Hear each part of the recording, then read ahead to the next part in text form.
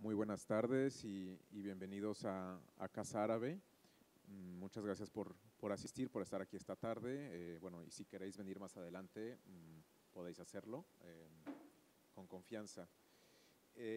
Tenemos esta tarde la conferencia sobre los derechos del colectivo LGBTQIA+,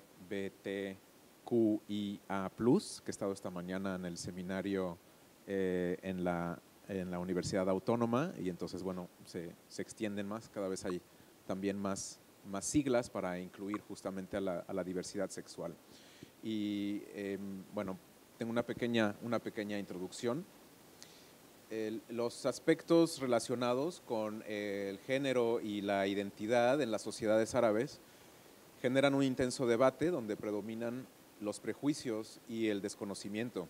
La reivindicación de los derechos humanos continúa siendo una tarea pendiente para muchos ciudadanos y en particular para minorías como el colectivo LGBT, que son más vulnerables. Existen obstáculos en la ley, en los distintos niveles del poder o de la autoridad, en la sociedad misma, que es patriarcal y que a la vez permea en los medios de comunicación, en el seno también de la religión y de la familia.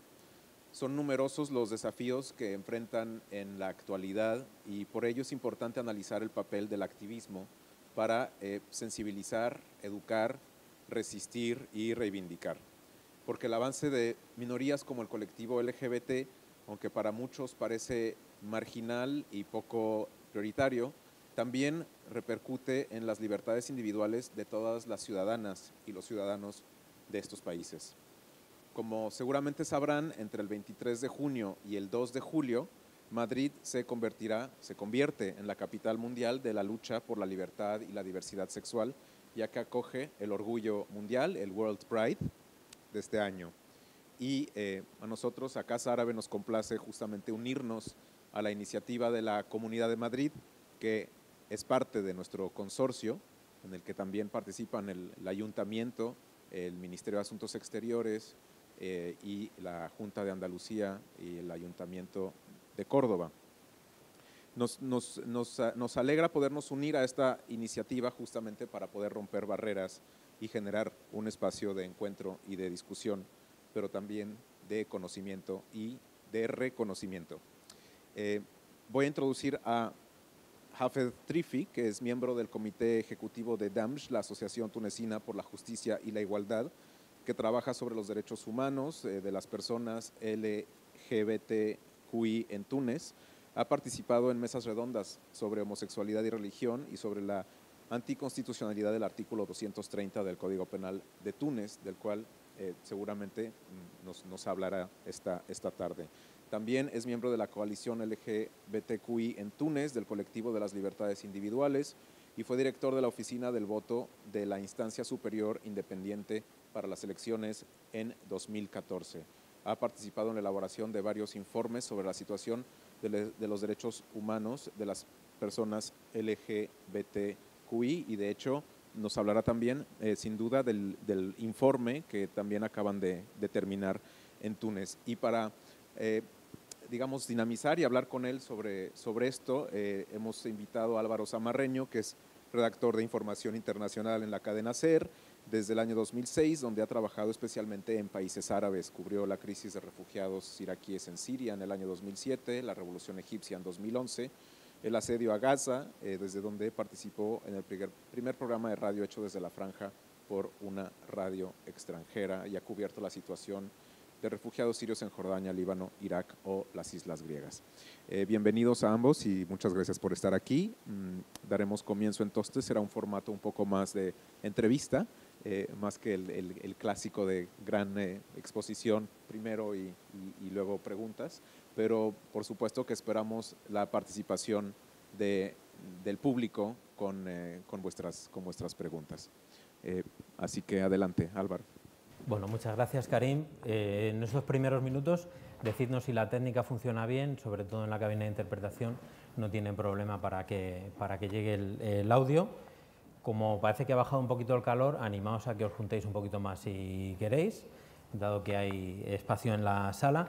Creo que es muy importante que una institución de diplomacia pública como es Casa Árabe esté en los debates que están en la sociedad y que por lo tanto sea una de las instituciones que estos días aquí en Madrid se están abriendo al encuentro, a la reflexión, al debate y quiero pensar que de alguna manera también al combate, entendido en este contexto de combate social, en lo que respecta a la aplicación de los derechos humanos en lo que concierne a la libertad de orientación sexual e identidad sexual y de género.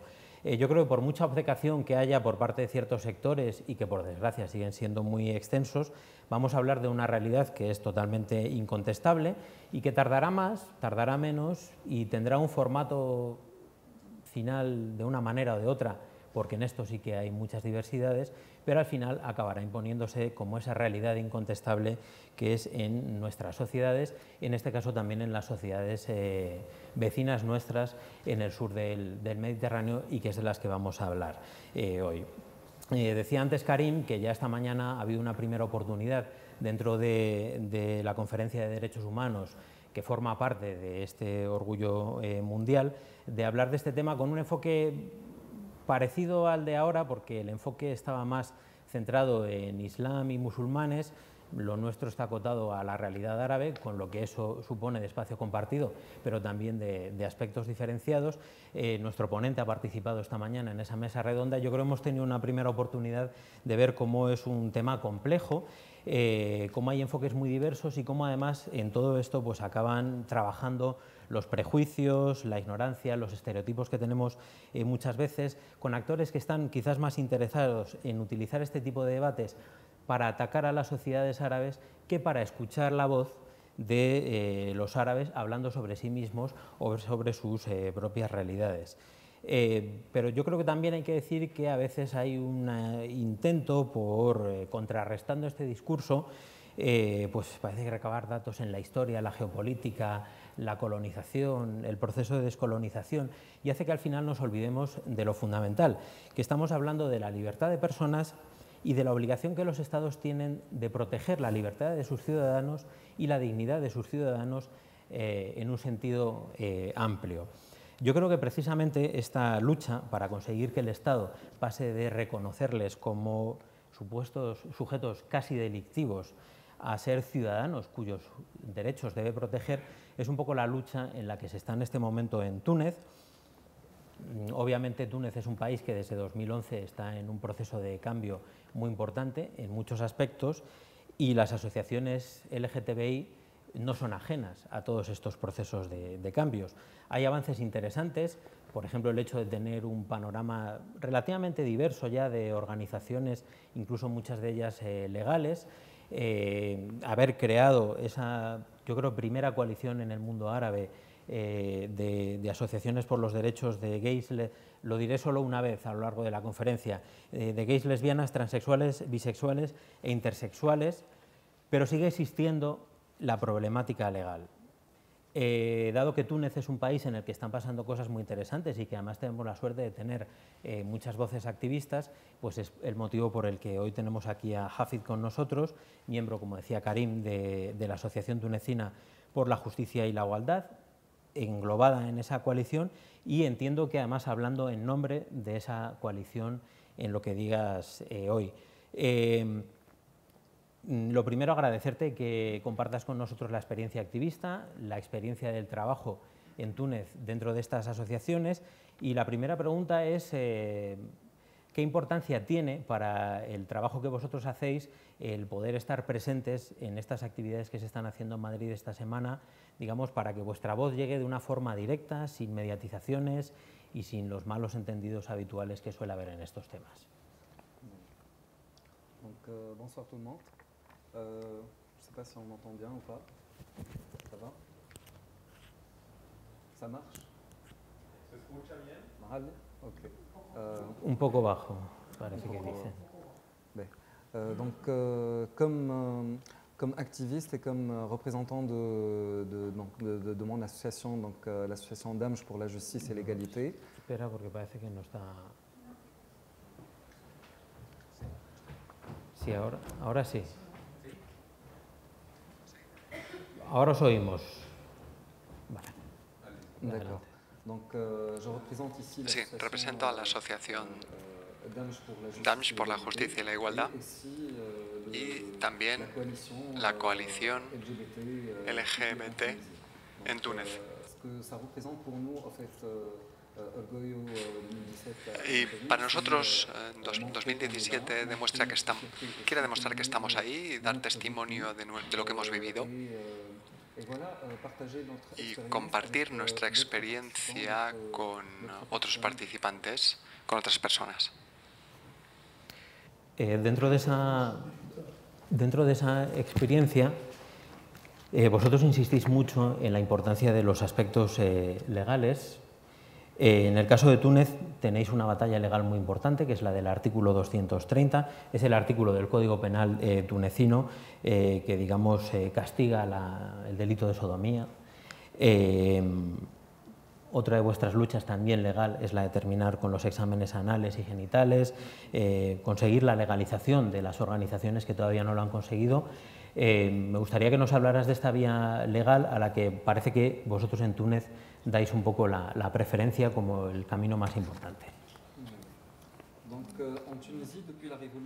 En Túnez, desde la revolución de 2011, hemos logrado algunas cosas.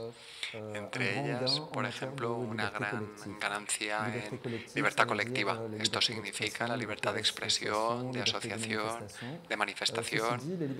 Dicho esto, las libertades individuales siguen estando, bueno, digamos que en un camino de mejora. Entre estas libertades individuales podemos mencionar la situación del colectivo LGBT, que sigue siendo una situación crítica y sensible, delicada. Bien. Desde la revolución hemos tenido en 2014 una nueva constitución y la nueva constitución ha traído nuevos artículos que nunca han estado tan presentes como en otros textos legislativos antes de la revolución. En esta Constitución hay 3 o 4 artículos que son especialmente importantes para el bien de la comunidad LGBT. El 21, relativo a la igualdad y a la no discriminación, la protección de todos los ciudadanos sin ninguna discriminación. Luego el artículo 23 y 24, que protege la integridad física, la dignidad humana, que condena los actos de tortura y la condena, bueno, digamos que no hay precisión de periodos de años. Luego está la protección de todo lo que es ámbito personal, inviolabilidad del domicilio, de correspondencia, de integridad física y de dignidad humana. Estos 3 artículos, digamos que conforman la situación en Túnez. Luego hay otro artículo, que es el 49, del que no se habla mucho, pero es un artículo que viene a regular al final del capítulo que tiene que ver a la libertad individual y que dice que está permitido para limitar algunas libertades. Grosso modo, la seguridad del Estado, la salud pública.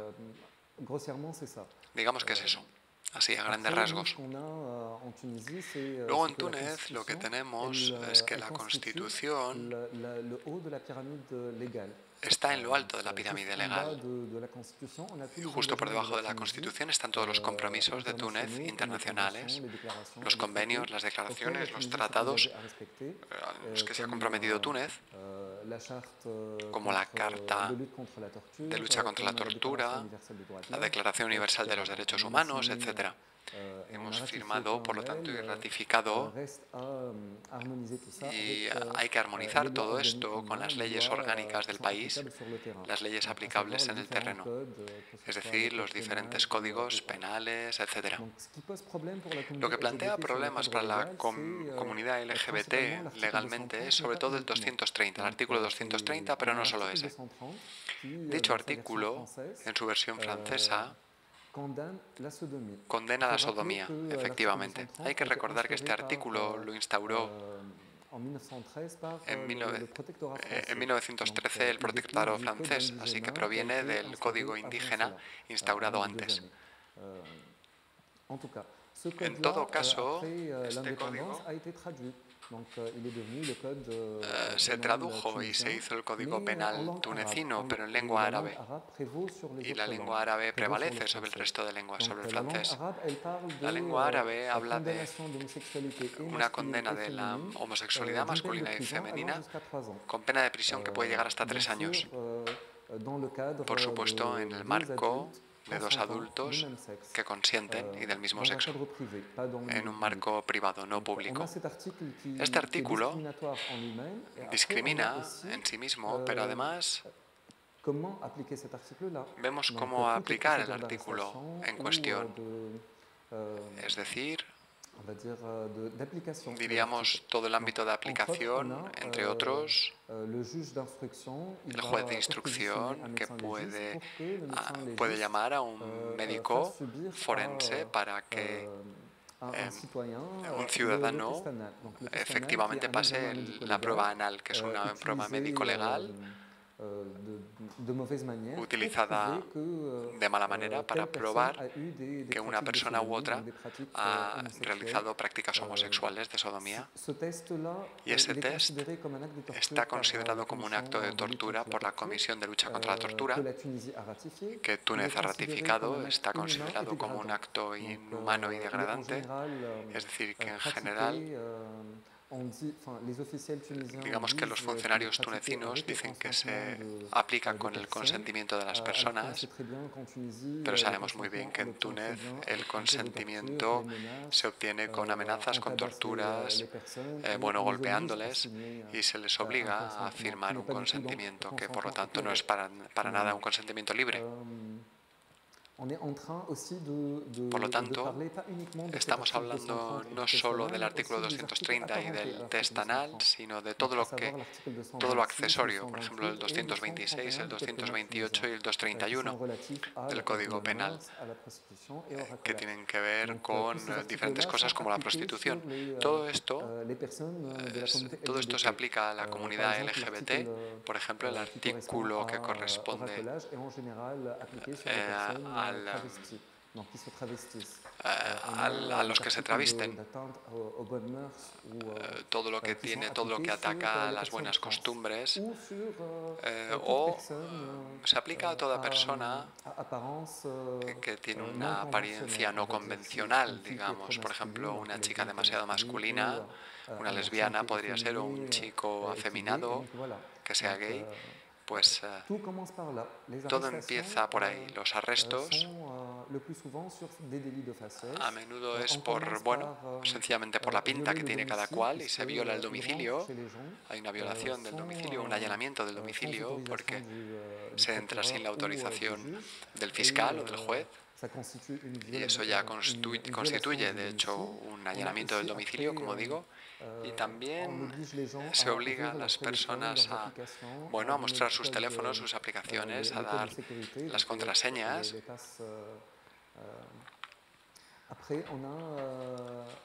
Y además hay una intrusión, ya sea en la correspondencia o en los datos personales, que ya no se ven protegidos. Sabiendo que estas prácticas están condenadas por la Constitución, como he dicho antes. Luego está la aplicación del artículo 230 con el test anal, que es un acto de tortura, y volvemos al acto 223, que protege la integridad física y la integridad humana. Así que, grosso modo, para la ley Esto es todo lo que tenemos. Luego también hay otras leyes que no conciernen directamente o únicamente a la comunidad LGBT, pero luego lo veremos. Claro, al final, parte del trabajo legislativo que hacéis lo tenéis que hacer con los partidos políticos.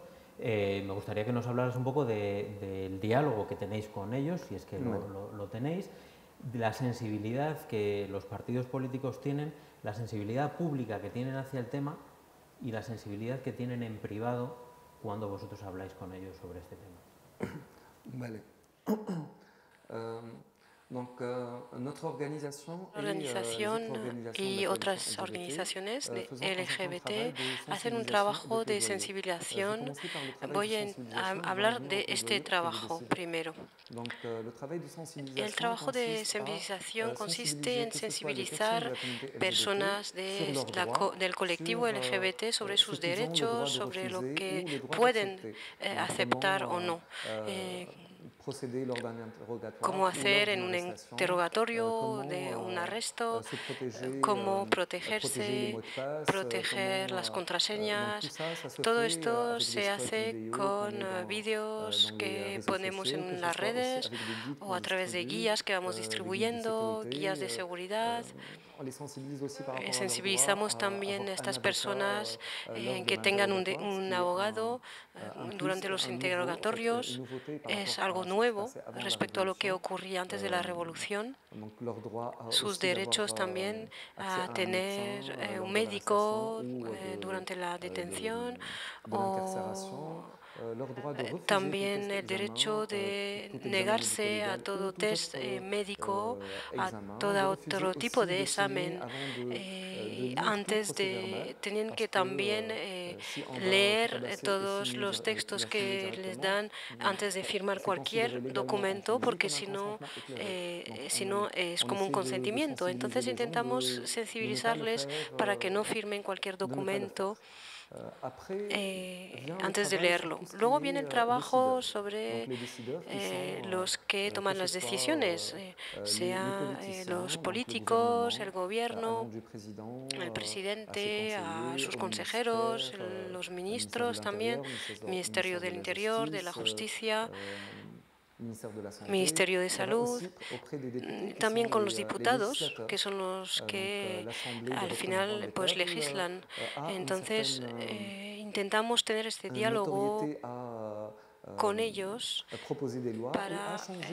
porque ellos tienen el poder de cambiar las leyes existentes. Entonces intentamos hacer este trabajo de hablar con ellos, dialogar con un argumento bien construido que vamos preparando desde que tenemos la Constitución, incluso antes, y la hemos actualizado. Entonces intentamos empujarles para que hablen del artículo 230 o de estos artículos que el 226, 228, 231, que conllevan una discriminación.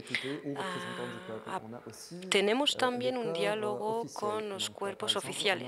Entre otros, la AICA es una instancia constitucional que regula el sector del audiovisual en Túnez y que tiene un poder regulador, moderador también, sobre todo lo que ocurre en los medios de comunicación. Entonces, algunas veces, a través de quejas o de informes, a veces intentamos hablar con ellos, a veces nos escuchan, otras no, depende de los periodos, pero también tenemos otros cuerpos de profesiones, por ejemplo, los médicos en Túnez, que es una orden soberana que no depende de jurisdicciones, otras jurisdicciones. Es una orden independiente y sobre todo en cuanto a la medicina legal. Y también para los médicos psiquiatras, los psicólogos, los sexólogos también, Hablaremos después de eso, de por qué hacemos este trabajo con ellos. Intentamos sensibilizarles para prohibir a sus médicos que conlleven, que hagan estos tipos de test, de exámenes, de prácticas, sin avisar a las personas, a que aprendan también a redactar conclusiones de estos exámenes para que conlleve un respeto hacia estas personas. Eso es el trabajo que llevamos haciendo. Precisamente en los últimos meses habéis tenido un avance importante en este campo y es esa recomendación hecha por lo que sería el equivalente al Colegio de Médicos, recomendando la prohibición de este tipo de exámenes. Me gustaría que nos hablaras de ese trabajo que hacéis con los médicos y la receptividad que hay por parte de esos médicos y si puede ser un caso en el que haya o no cambios en las leyes, la posición de un colectivo profesional tan bien organizado como es el de los médicos puede suponer un avance significativo. Vale. En relación a todo lo que tiene que ver con el cuerpo médico, nuestra principal recomendación es que se dejen de hacer los test anales en el caso de pruebas de relaciones homosexuales entre dos adultos que consienten en un marco privado, porque todos los casos de arrestos que tenemos, todas las personas que han sido detenidas han sufrido este test contra su voluntad y a veces incluso en presencia de policías durante ese examen, incluso a veces esposados y en presencia de otras personas en el lugar del examen, lo que claramente es degradante. Es una realidad. Por lo tanto, intentamos sensibilizar en relación a esta cuestión, es decir, es un acto de tortura de entrada, no es ético, va contra la ética misma del cuerpo médico que sirve a proteger al paciente y no provocar daño con ningún examen o prueba médica. Y también al juramento hipocrático que establece el secreto médico. Por lo tanto, cuando hay datos médicos sobre una persona, no se pueden difundir salvo para el bien de la persona. Y en este caso, desde luego, no va a favor de la persona, puesto que acaba en prisión. Y después de la prisión, pues su vida va a cambiar totalmente por diversas cuestiones. Para empezar, por todas las cuestiones de sus antecedentes, puesto que quedará en sus antecedentes penales esa marca de homosexualidad y no podrá, por ejemplo, tener acceso a un trabajo en el sector público y cada vez más el sector privado también pide unos antecedentes penales en blanco, lo que plantea grandes problemas. Por lo tanto, intentamos sensibilizar a estas personas, a estos médicos, para ello. Por lo tanto, trabajamos en esta línea y también con los médicos forenses y también con sexólogos de medicina psiquiátrica también y psicólogos. ¿Por qué nos dirigimos a estas personas? Porque hay una práctica cada vez más extendida, corriente, siempre ha sido corriente, pero ahora se habla desde la revolución, son las terapias de reconversión. Las familias, cuando se dan cuenta de que su hijo o su hija es homosexual o bisexual, intentan curarlo o curarla porque en su imaginario, en su imaginación todavía parece una enfermedad. Por lo tanto, intentan curar a estas personas y no quiero generalizar, pero una buena parte de los psiquiatras y psicólogos y sexólogos en Túnez practican este tipo de conversión, ya sea con medicación, con terapias, que no llevan a nada, que solo causan sufrimiento al paciente. Así que también intentamos sensibilizarles para que no se hagan este tipo de terapias. Luego, en todo lo que tiene que ver el cuerpo médico está la parte gubernamental, el Ministerio de Sanidad. Es importante que el ministro y su gabinete estén sensibilizados por la causa, porque en Túnez si el ministro de Sanidad quiere, puede lanzar una moratoria para la aplicación o para detener los exámenes médico-legales relacionados con las cuestiones de la homosexualidad al amparo del artículo 230, lo que permite también ganar tiempo. Esta moratoria permitiría ganar algo de tiempo. Luego está toda la parte médica que tiene que ver con la prueba anal. Ahí hablamos con los funcionarios y con los partidos políticos, con la Asamblea de Representantes del Pueblo, el Ministerio de Justicia, el presidente y ministro de las relaciones con la sociedad civil, derechos humanos, etc. Intentamos, por lo tanto, sensibilizarles porque tienen la posibilidad de cambiar las leyes, de proponer otros textos o de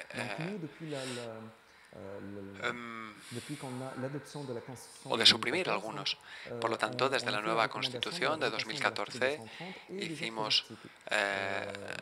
propusimos que se eliminasen estos artículos para que se armonicen con los compromisos de Túnez y la Carta Internacional, las diferentes cartas, los diferentes tratados y convenios firmados y ratificados por Túnez. Por lo tanto, el legislador tunecino tiene que armonizar el Código Penal y los textos orgánicos con la Constitución, que es lo que realmente está en la pirámide de la legalidad. No sé si lo saben, pero en mayo de 2017 tuvimos el examen periódico universal sobre la situación de los derechos humanos en Túnez y se hizo un informe especial sobre la comunidad LGBT. Hubo 22 recomendaciones emitidas para Túnez, para los representantes del gobierno presentes en Ginebra en el momento de ese examen, y de las 42 recomendaciones en total de los derechos humanos en Túnez. Por lo tanto, de las 22 recomendaciones, solo conservaron una recomendación, la del test anal, pero todavía no sabemos en qué quedará, no sabemos si se adoptará en septiembre o no. Pero para el resto de recomendaciones, las otras 21 recomendaciones sobre el artículo 230, etc.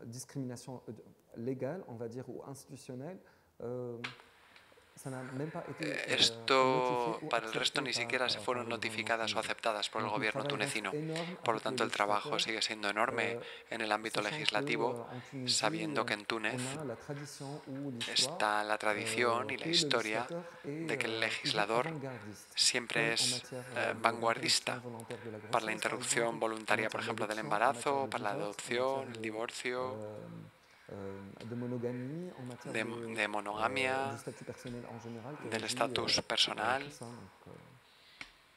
Pero en ese diálogo que vosotros tenéis, hablabas de los diputados, los legisladores, que al final son los que tienen que hacer las leyes. Claro, entiendo que cambiar la posición de un partido político es complicado, pero en estas reuniones que tenéis con ellos, la percepción que tenéis es la de que hay un cierto entendimiento, al menos por parte de ellos, de vuestra problemática y una predisposición a, de una manera u otra, buscar resquicios para avanzar. Vale, ça dépend en fait Depende del lugar y del momento. Es así de sencillo. Por ejemplo, el caso Maïwenn, finales de 2015, que ha sido hipermediatizado, tiene que ver con un joven de 21 años, un estudiante que fue arrestado por homosexualidad.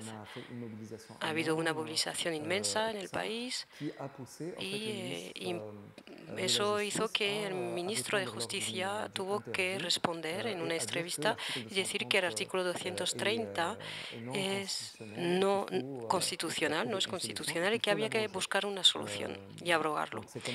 Entonces hay un representante del gobierno y es el ministro de Justicia. Entonces, 2 días Después, el presidente de la República estaba en visita oficial en Egipto y contestó a una entrevista diciendo que las palabras del ex ministro de Justicia solo eran palabras suyas y no comprometía al gobierno. Y al cabo de unas semanas, este ministro ha sido derogado y el presidente dijo en esta entrevista en Egipto que el artículo 230 no se iba a derogar.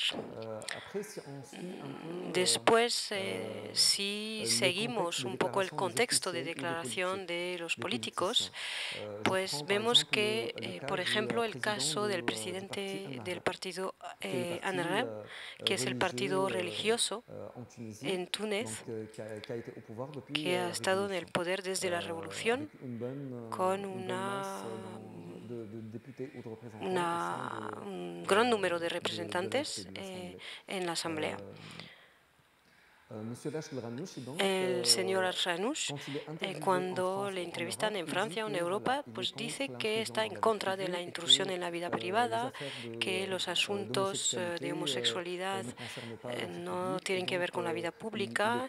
Entonces está en contra de estas penalizaciones, estas condenas o estos arrestos. Pero después tenemos otros líderes del mismo partido que en algunas entrevistas o incluso dentro de la Asamblea dicen que la homosexualidad es una enfermedad que provoca el odio hacia este colectivo. Otro hombre de este partido, Semerji, el señor Semerji, desde el 2011 hasta el 2013 era el ministro de Derechos Humanos y hablaba de los homosexuales como personas enfermas. Y entonces tenemos cierta ambigüedad dentro de la esfera política. Luego hay relaciones con algunos partidos que son más bien progresistas, pero que no manifiestan ningún apoyo público en cuanto a estas temáticas, no se posicionan de alguna forma. Solo voy a citar dos partidos. Primero, Al-Mazar, un partido de izquierdas que había hecho un comunicado de prensa.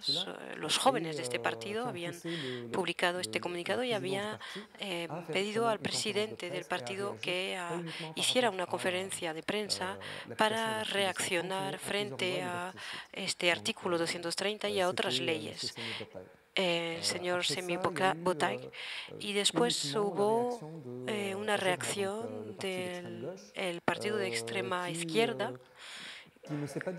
que no se manifestó ni a través de sus líderes ni del presidente, sino a través de jóvenes que están en Francia, jóvenes tunecinos que están en Francia, y lo cual no tiene mucho peso en Túnez realmente. Con lo cual, este es el panorama un poco de los políticos y sus reacciones. Ya esta mañana te quejabas, yo creo que decías literalmente, los partidos de izquierdas tunecinos son muy conservadores. Sí. ¿A qué se debe esa posición de partidos que deberían estar más en la vanguardia, sobre todo de temas sociales, y que sin embargo dices, no, es que ni siquiera se pronuncian sobre estos temas?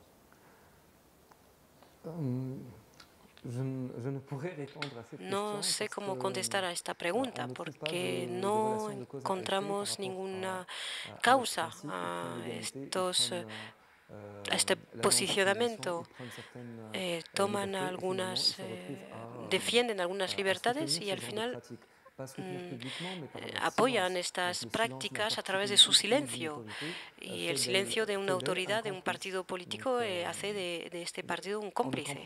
Entonces no entendemos realmente por qué reaccionan así. Lo que intentamos hacer es que se enfrenten a sus responsabilidades, darles nuestros informes, comunicar sobre lo que está ocurriendo en la realidad, en el marco de las discriminaciones que sufren nuestros colectivos, y que puedan saber lo que está ocurriendo y ayudarnos, apoyarnos.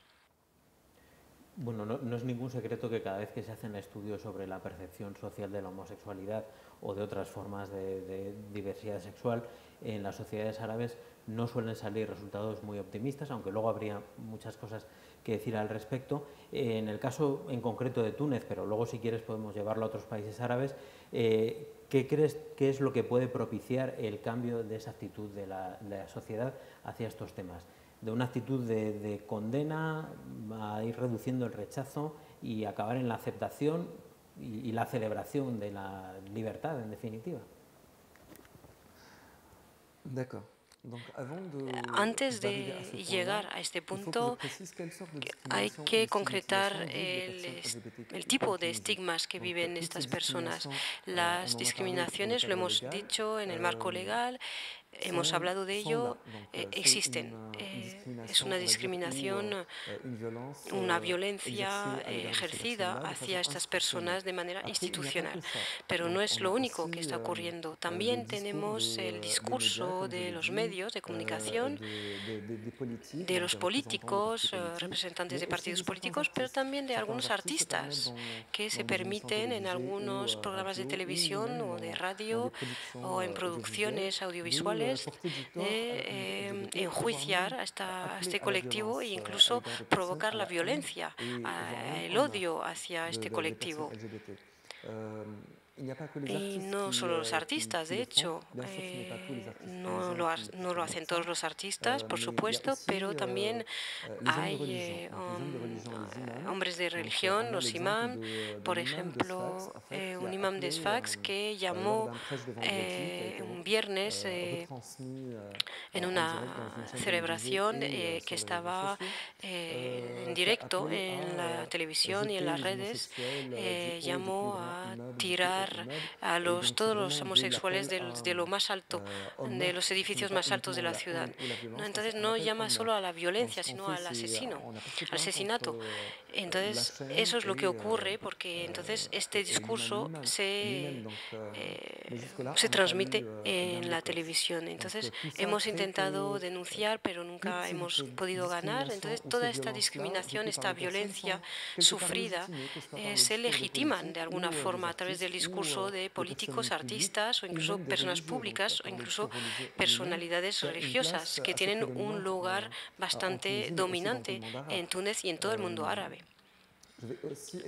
También está la problemática de los derechos sociales y económicos.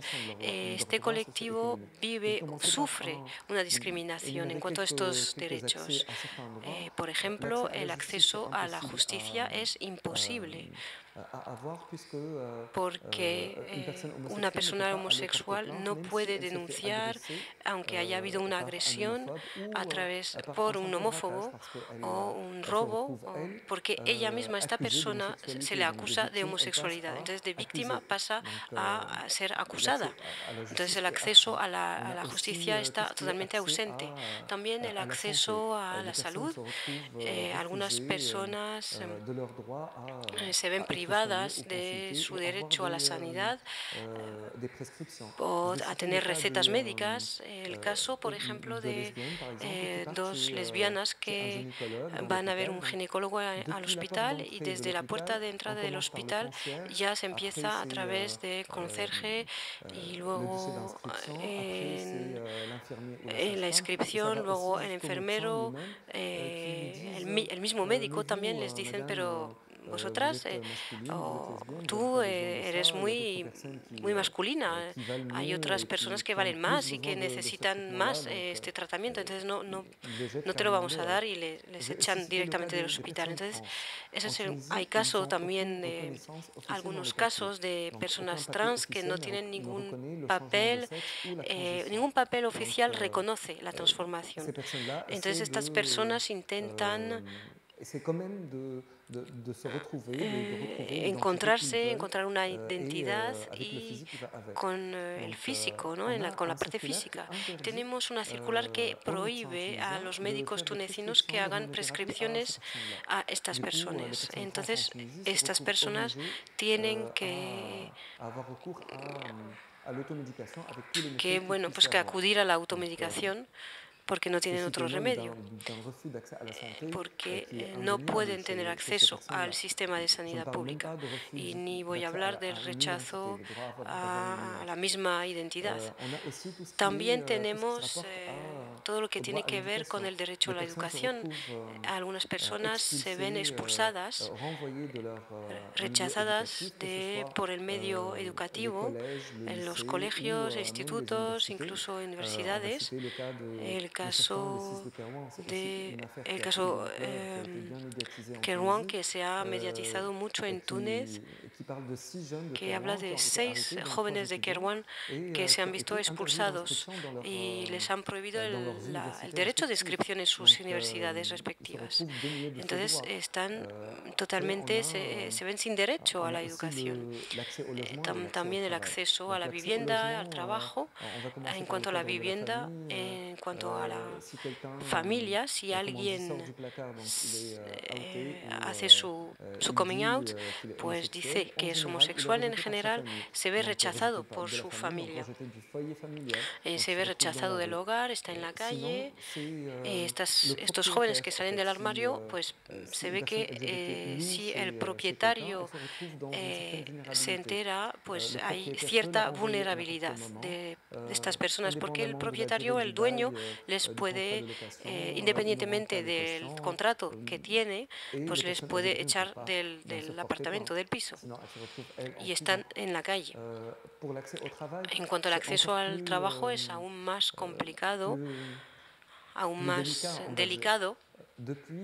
Desde la entrevista de trabajo se les rechazan simplemente por su apariencia, lo mismo que ocurre con la policía. Y luego tenemos el techo de vidrio también. Un gay o una lesbiana se ve el techo de cristal existe también en el mundo laboral. Yo tengo una amiga que está en Madrid en las conferencias, acaba de sufrir este problema, rechazo abusivo, porque estaba defendiendo el derecho de este colectivo, porque se supo dentro de su institución, la que la contrata. Entonces, bueno, todo esto hace que la discriminación y la violencia que se ejercen estas personas no es solo institucional o legal, sino que entra en las prácticas comunes del día a día, desde un ciudadano que va a insultar, o el médico, o el profesor, etc. Entonces, no es el caso solo de Túnez, y entonces ahora voy a ir hablando de otras situaciones de otros países en África del Norte y Oriente Medio. En otros países hay dos escuelas, digamos, dos corrientes, las antiguas colonias francesas y las antiguas colonias británicas. Para las antiguas colonias francesas tenemos textos legales que son semejantes a los de Túnez. En algunos casos, por ejemplo, la homosexualidad masculina, en Marruecos tienen casi el mismo artículo, en Argelia también, y que no se encuentra en las antiguas colonias británicas como Siria, Jordania, Irak y otros países de la zona. La tendencia en los países excolonias francesas es poner a la gente en la cárcel, encarcelar a esta gente con condenas que van en Túnez desde 3 años hasta 10 años e incluso de por vida en algunos países. Entonces depende de cómo es el historial desde la independencia en los países. Luego, en las colonias del Oriente Medio, las excolonias británicas, como Jordania y Siria, es más bien el alejamiento Anafi en árabe, la prohibición de estas personas de estar en algunas ciudades o en algún país porque son homosexuales. En cuanto luego a las leyes que criminalizan la homosexualidad, pues no es que haya una ley en concreto, sino que se habla de penalización por relaciones no naturales. No hay ninguna explicación más. En Jordania, por ejemplo, una relación fuera de matrimonio, entonces, entre hombres y mujeres, estas relaciones tienen que ser procreativas, porque si no, los jueces no los consideran como un acto natural, no es un acto sexual natural, con lo cual todas las demás relaciones se criminalizan. Por supuesto, hay un acoso especial hacia la población vulnerable, que es este colectivo. Entonces, va cambiando según el país, también depende de la historia de cada país. Por ejemplo, en Túnez, en 1913, el Código Penal francés, instaurado durante la colonización, habla de sodomía.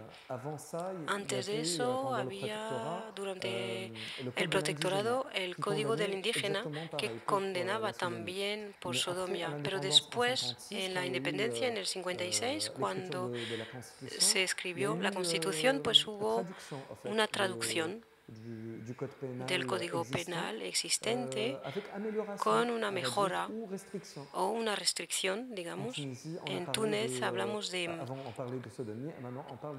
ahora hablamos de homosexualidad masculina y femenina. En Marruecos hablan de homosexualidad, sin más. En Argelia hablan todavía de sodomía.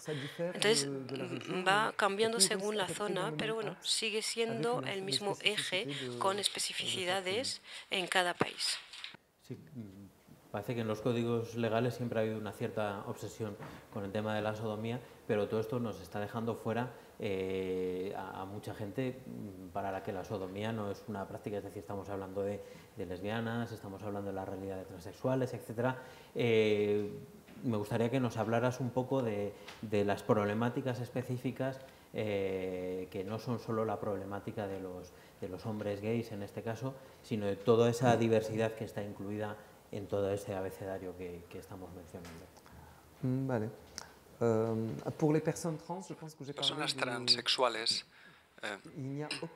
de hecho, no hay ningún reconocimiento de este colectivo, no tienen ningún derecho desde el momento que no tienen ni siquiera identidad, es decir, no pueden tener papeles oficiales, documentos tipo DNI o pasaporte que muestren la identidad que han elegido. No diremos ya más del resto, puesto que digamos que les dejo que se imaginen, puesto que ni existen. Para las personas bisexuales o las lesbianas hay, ¿cómo diría?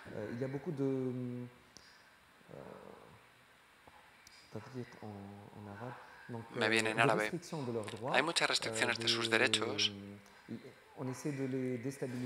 Se intentan desestabilizar, se intenta también detenerlas, pero no a raíz del artículo 230, porque para la homosexualidad masculina está la sodomía y por lo tanto el test anal como prueba.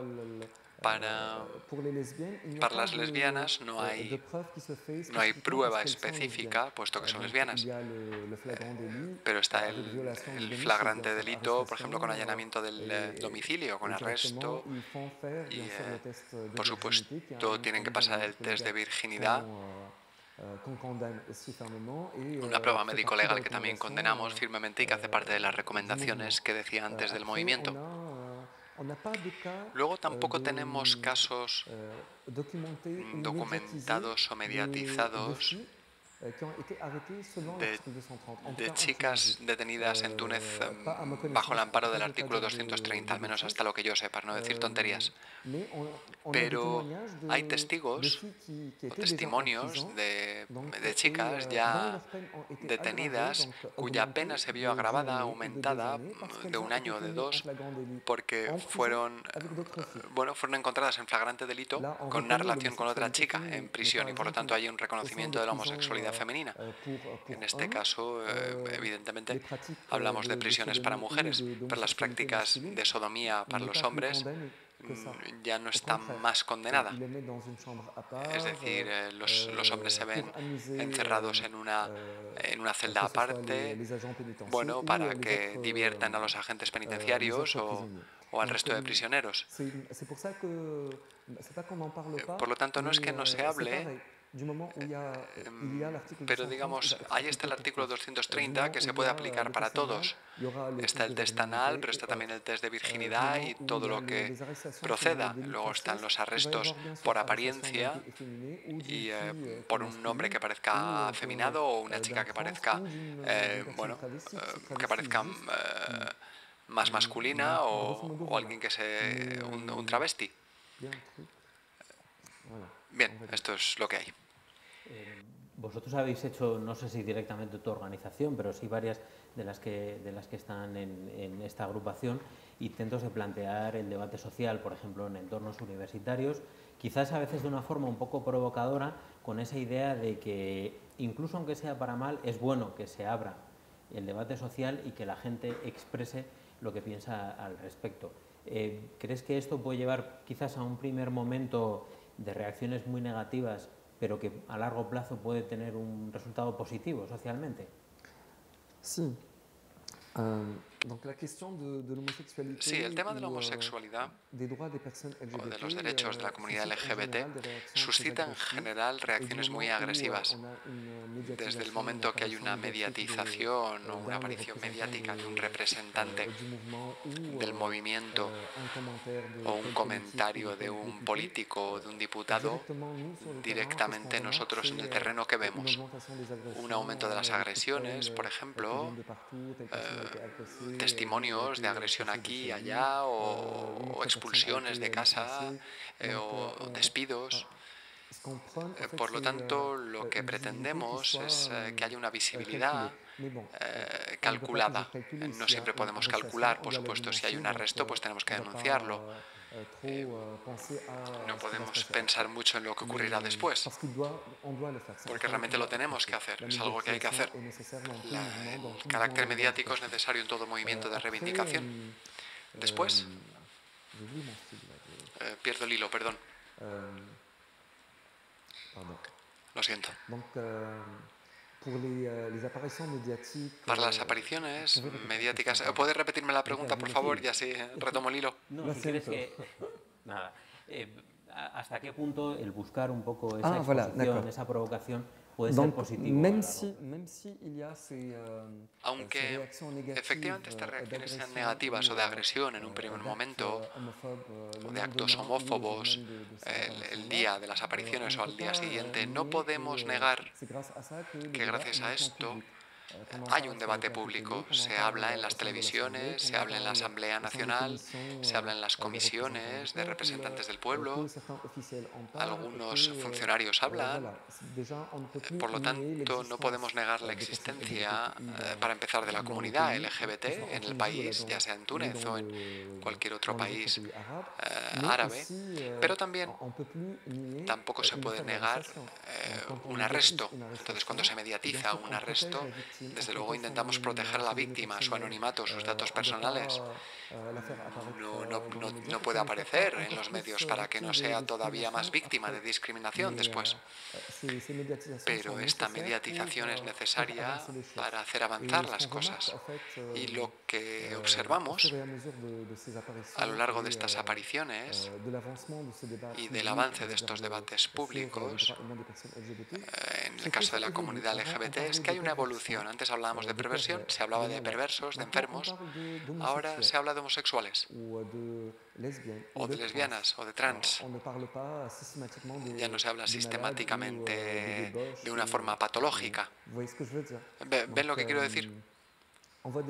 Es decir, que ya es un paso, ya hay una evolución. Desde luego, esto tiene que ver con un trabajo hecho desde la revolución con algunos medios de comunicación para hacer pedagogía sobre cierta terminología que hay que utilizar y la terminología que no hay que utilizar para que el discurso mediático o en las entrevistas sea más respetuoso con los derechos humanos y entre ellos los derechos de esta comunidad. Bueno, yo me gustaría ir abriendo al público la oportunidad de hacer preguntas. No sé si hay alguien que quiera ya plantear alguna, si no, ir pensándolo para ir sacándolo. Hablabas de ese trabajo que hacéis con los medios de comunicación. Claro, los medios pueden tener un papel muy destructivo, pero a la vez también muy positivo. No sé cómo es la experiencia que habéis tenido en ese trabajo directo con los propios medios. Justement, les médias, c'est une arme à double tranchant. Comme ils peuvent son un arma de doble filo, pueden ayudar, pero claro, también pueden generar involuciones y reacciones de homofobia y de agresión. La relación con los medios bueno, es delicada, por eso siempre intentamos hacer un control, un monitoring para ver qué se hace, o incluso también intentamos observar cuál es la producción de películas o de series para intentar aportar nuestro granito de arena o hablar con los periodistas o con los productores, con los medios, cómo debe hacerse, cómo debería hacerse de una forma respetuosa. Evidentemente no todo el mundo está a la escucha abierto, pero permite ciertos avances. Jafet, muchas gracias. Gracias a ustedes por estar aquí, gracias por... yo creo que, aunque a veces no lo parezca, haber tenido una charla en algunos momentos técnica sobre aspectos muy concretos es muy refrescante ante otro tipo de discursos, porque cuando en definitiva estás metido en esa dinámica de cambios legales, quiere decir que hay un movimiento y que hay un trabajo que yo creo que es lo importante en este momento para vosotros. Muchísimas gracias por todo lo que nos has contado, por el trabajo que hacéis. Os deseamos el mayor de los éxitos en todo este trabajo ingente que tenéis por delante y que disfrutes estos días de Madrid y de los eventos en los que vais a participar, y a ustedes agradecerles que hayan estado hoy aquí. Gracias.